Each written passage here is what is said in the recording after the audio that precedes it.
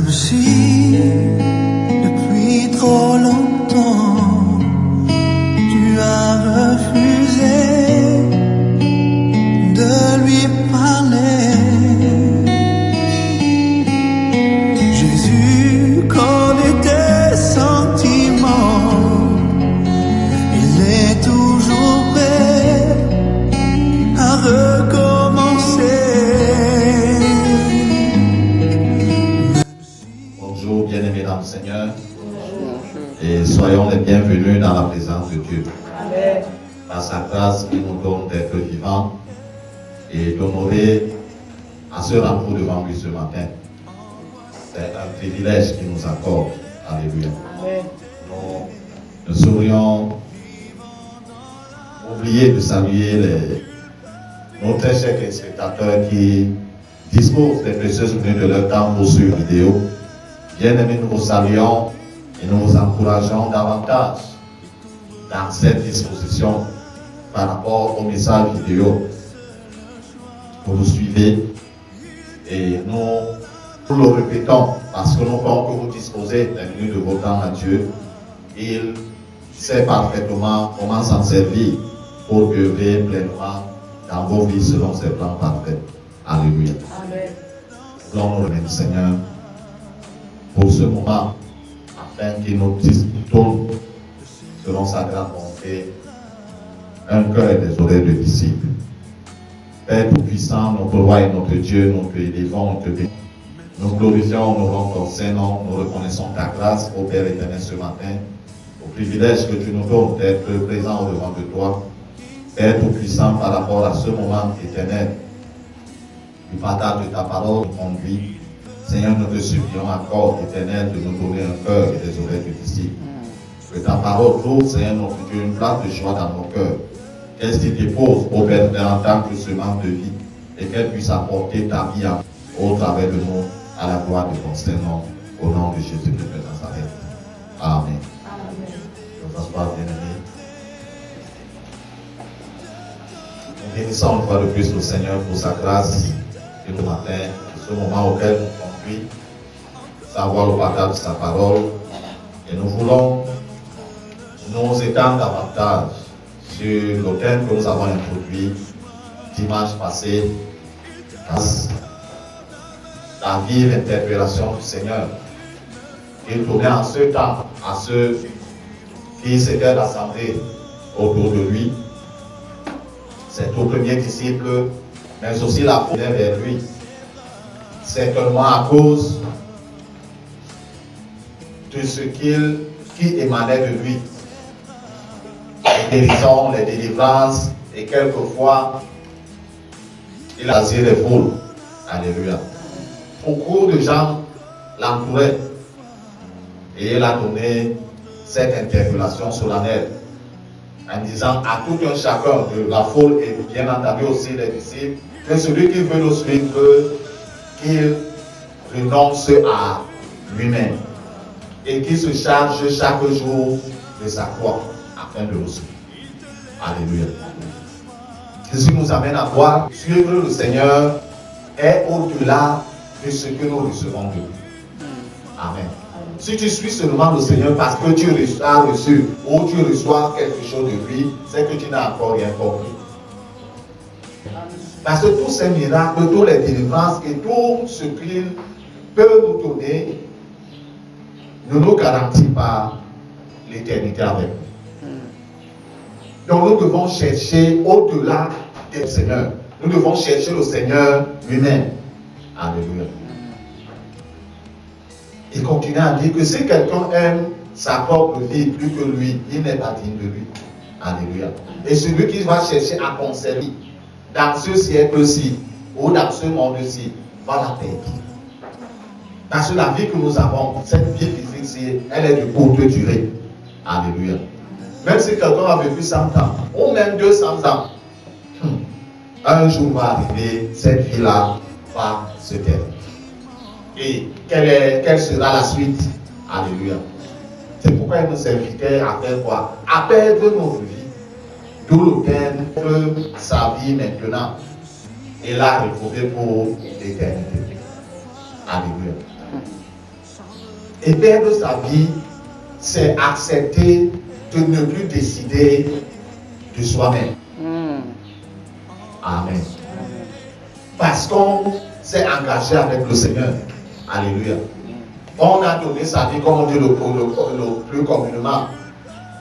On a donné sa vie au Seigneur. Ça veut dire que nous avons reçu également du Seigneur sa propre vie. Ça veut dire que si nous voulons décider de quelque chose, nous devons demander son avis. Puisque la vie que nous menons désormais n'est plus la nôtre. Alléluia. Amen. Si nous avions encore notre vie, nous pouvons conserver. Mais nous avons dit, on a donné notre vie. En fait, il y a eu échange.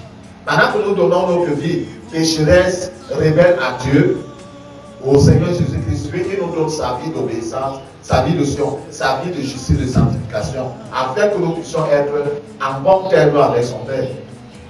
Alléluia. Ça veut dire que nous n'avons plus de décision à prendre sur notre vie. Nous perdons tous les droits. Alléluia. Nous perdons tous les droits sur nous.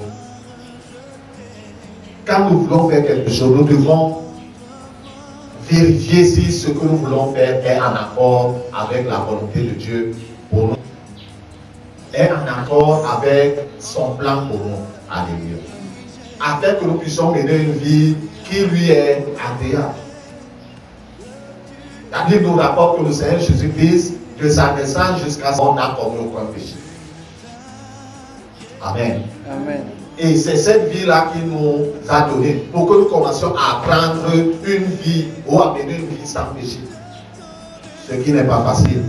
Alléluia. À cause de notre chair, la chair c'est que nous portons qui est condamnée au péché.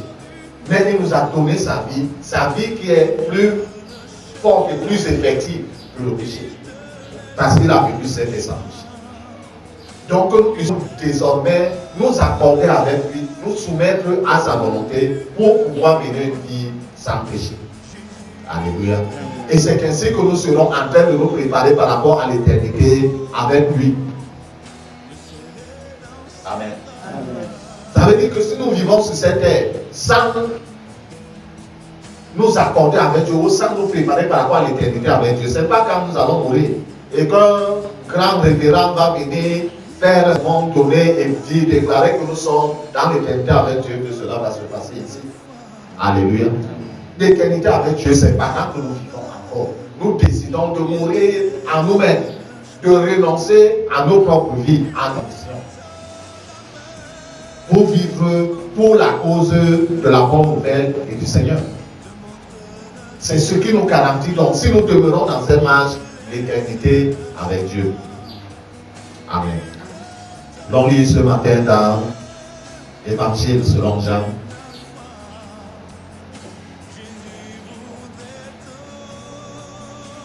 Au chapitre 12, du verset 20 au verset 26.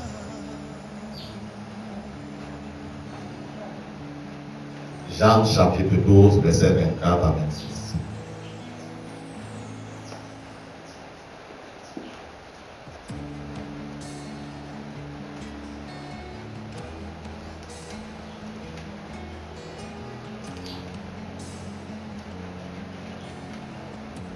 Dans la tâche, je lis pour nous.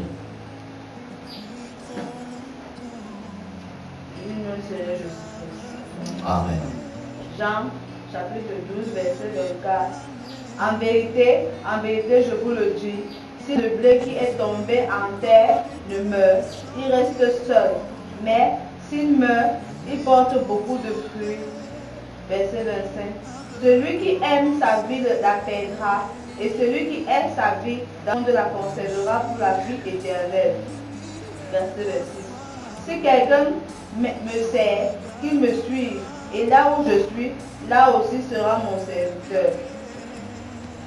Si quelqu'un me sert, le Père l'honorera. Amen. Amen. Seigneur nous fait comprendre ici donc si le grain de blé, comme jette en terre, en effet, lorsqu'il parlait, il parlait aux gens qui comprennent cette pour l'agriculture. Alléluia. Lorsque nous mettons la graine d'arachide en terre ou le maïs, si cette graine-là ne meurt pas, elle ne peut pas pousser. Alléluia. Donc, quand elle meurt, que la vie qui est en elle réjaillit. Alléluia. De même, pour que nous puissions vivre la vie du Seigneur, il faudrait que nous mourions en nous-mêmes. Nous perdions nos ancêtres. C'est un acte volontaire. Alléluia. C'est une décision consciente et volontaire de perdre sa vie. Quelle est la vie que tu menais avant de descendre de l'évangile et que tu as dit que tu t'engages avec le Seigneur? Alléluia. Quelle est la vie que tu menais? Maintenant que tu as croisé le Seigneur, quelle est la vie que tu as menée? Continue-tu à mener la vie ancienne? C'est que tu n'as rien compris. Alléluia. Parce que la repentance n'est pas juste un acte ponctuel. Comme vient dans nos assemblées, on dit, qui veut le Seigneur? Alors répète cette prière après moi. Seigneur Jésus, je reconnais que je suis pécheur, pardonne-moi pour tous mes péchés, pardonne-moi, oh Seigneur Jésus, je renonce à ceci, je m'engage avec toi, accepte-moi comme ton enfant, viens dans mon cœur, purifie mon cœur, lave-moi du péché et tout. Après cette prière, quoi d'autre? Alléluia. Ce n'est pas un acte ponctuel seulement. Lorsqu'on prend cet engagement, on fait cette prière, il faudrait qu'on puisse honorer à notre engagement parce que Dieu est fidèle. Alléluia. Et il nous appelle à être aussi des hommes et des femmes fidèles. Donc si tu as reçu le message de l'évangile, tu n'as pas que tu dois perdre ta vie. Fais encore marche en arrière. Alléluia. Et reprends la confession à zéro. Cela nous invite à perdre notre vie. C'est celui-là qui aura perdu sa vie. Vivre la vie du Seigneur. Parce que c'est la vie du Seigneur qui est éternelle. Alléluia. Amen. Notre vie là, elle est passagère, elle est limitée. C'est le Seigneur qui est éternel. Il vient. Il vit éternellement. Donc il nous donne pour que nous l'amenions et que nous puissions traverser dans l'éternité. Que la mort n'ait plus de pouvoir sur nous. Alléluia. Mais si nous n'acceptons pas vivre la vie du Seigneur, alors que nous disons que nous sommes en train de marcher avec lui, on meurt. Alléluia. Parce que la marche avec le Seigneur ne s'accommode pas avec le péché. C'est-à-dire le péché volontaire. Le péché médité. On sait que non, quand on confesse nos péchés, comme la Bible nous le dit, celui qui lui confessera ses péchés, cela va donner vie. Tout au long de la semaine, on vit comme on veut dans la dépravation et dans toutes sortes de mauvaises vies. Le dimanche soit le samedi soir ou le dimanche matin, on confesse ses péchés, le Seigneur nous pardonne là et on vient dans sa présence. On ne se moque de Dieu. Alléluia. La Bible nous dit qu'on ne se moque pas de Dieu. Ce que quelqu'un aura semé, il va moissonner. Et pour qu'on ne soit pas surpris en ce jour d'être en train de faire une mauvaise moisson. Alléluia. Tu sèmes le péché, tu vas moissonner la mort éternelle. Tu sèmes la justice, tu vas moissonner la vie éternelle. Amen. Et le Seigneur nous a appelés à une vie de justice. C'est pourquoi il fait exprès de nous donner sa vie. Parce que sa vie, c'est sa vie qui est une vie de justice. Et prendre la mort pour nous dépouiller de nos incapacités et nous donner à lui. Mais si nous ne décidons pas de vivre comme il veut, ça ne sera pas possible. Alléluia. Parce que la chair que nous portons ne va jamais s'accorder avec notre esprit pour vivre la vie. Alléluia. Et la Bible dit que le diable ne va jamais arrêter d'être opposant de Dieu pour laisser les êtres humains vivre en obéissance à Dieu. Il ne va jamais. Il a choisi son camp et Dieu l'a condamné dans ce camp. Donc, parce que non, c'est quand le diable va arrêter de me tenter que je vais maintenant m'aligner pour vivre la vie de Dieu. Tu es en train de faire l'erreur. Et tu risques d'être surpris. Alléluia. Le Seigneur nous fait comprendre que celui qui va conserver dans ce monde-ci, il va le perdre. Nous sommes appelés à perdre nos vies, à perdre nos ambitions, à perdre nos idéologies, à perdre notre philosophie de vie pour prendre celle du Seigneur. Amen. Parce que c'est la philosophie de vie du Seigneur qui nous conduit dans l'éternité avec nous. Le mensonge, le vol, l'adultère, la fornication, la sorcellerie, toutes sortes de dépravations, c'est le lot de la vie. Nous voulons conserver, alors que nous disons que nous l'avons donné au Seigneur. Alléluia.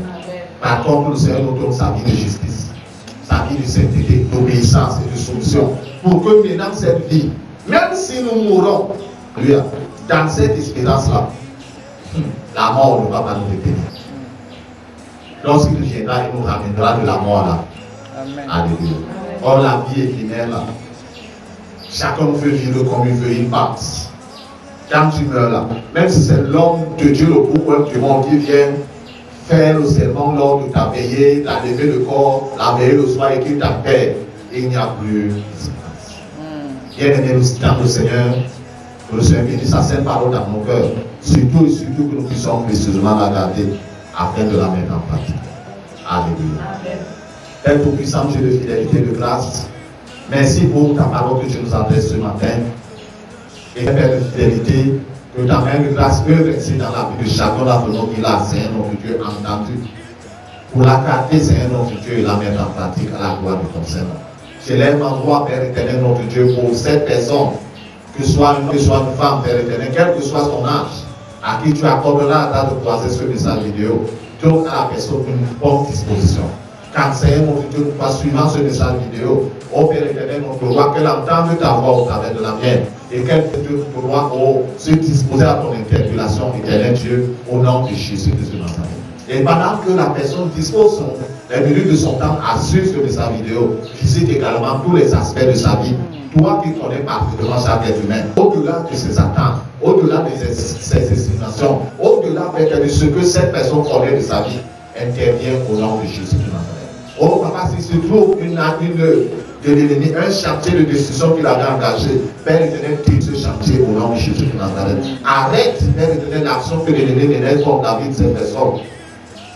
Et commence une nouvelle œuvre dans sa vie, selon ta grande bonté éternelle. Commence à réparer sa vie, Seigneur, mon Dieu, selon ta grande fidélité. Commence à reconstruire selon ton plan parfait éternel, à la gloire de ton Seigneur. Sois béni, sois célébré, exalté. Toi qui agis toujours selon tes perfections divines, au nom de Jésus-Christ de Nazareth.